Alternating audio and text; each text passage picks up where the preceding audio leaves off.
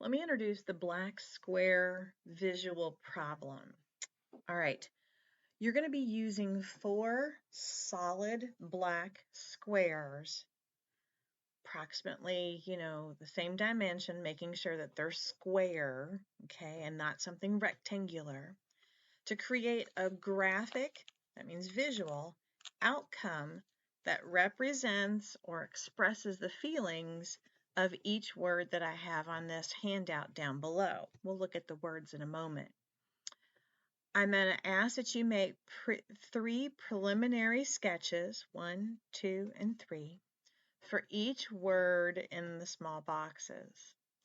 Then select the most effective of these 3 solutions for a larger design to reenact it over here using a Sharpie marker to make sure that the 4 squares are solid and black neatly. Using only 4 squares may seem to be rather limited for expressing such diverse words that we have below, but you'll need to consider how can I convey these feelings using these squares in a visual language, meaning how might I line up my squares to best visually define this word? Or how could I change the size to make that make sense? How do I alter the space? That means the space between the squares. How can that affect their feelings or their moods? How can the space around and leftover help you define those words? Again, how are you going to balance things out? Is there going to be a contrast somewhere? Do you want to lead us to an emphasis, an area that stands out? Okay. Consider the direction of the squares, right? They could turn. Their orientation can turn. Are they going to be touching or overlapping? That's 2 different things, right? They could touch edge to edge, or they could overlap. And the overlapping could be one solid square into another, or overlap and have sort of a white space or a white outline around it if you want. Okay. The squares are not beholden to the design space. So that meaning if you wanted an object or the square to be cut off, like it's going off the side, all right, but we can't see what's off the side, it could be cut off from the design border. So you have all these different ways that you can maybe visually define a specific word using, again, 4 solid squares. Okay. Let's look at some words.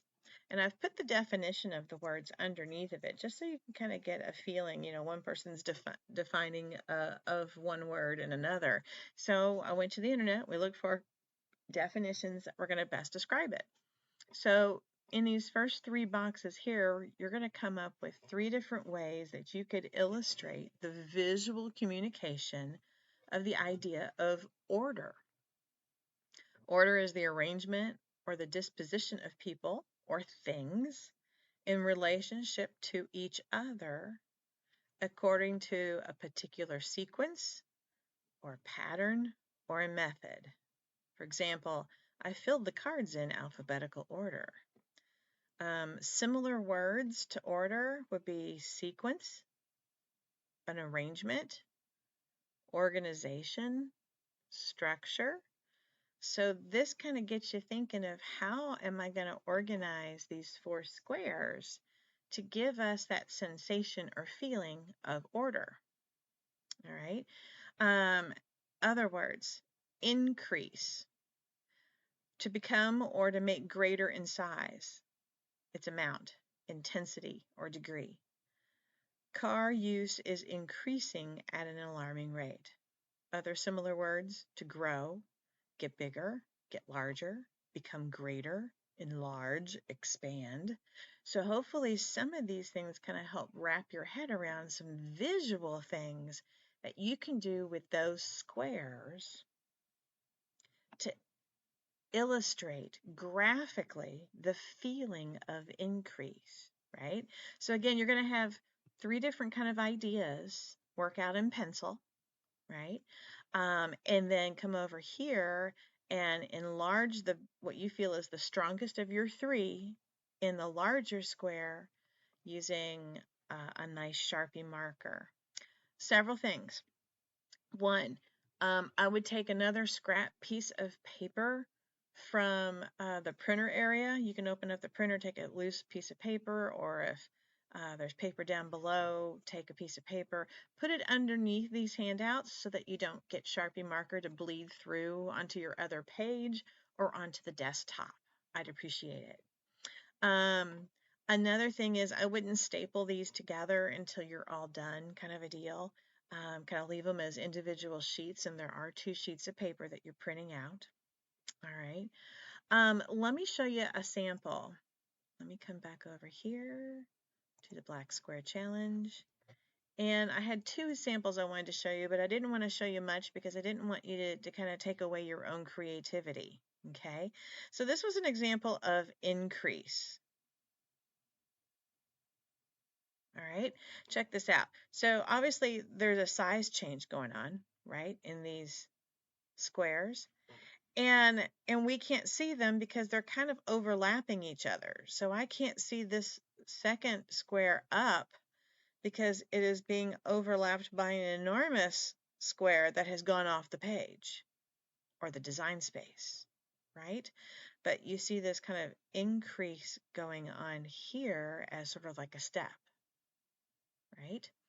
Another one that I saw that I thought I kind of tease you with visually is the idea of tension.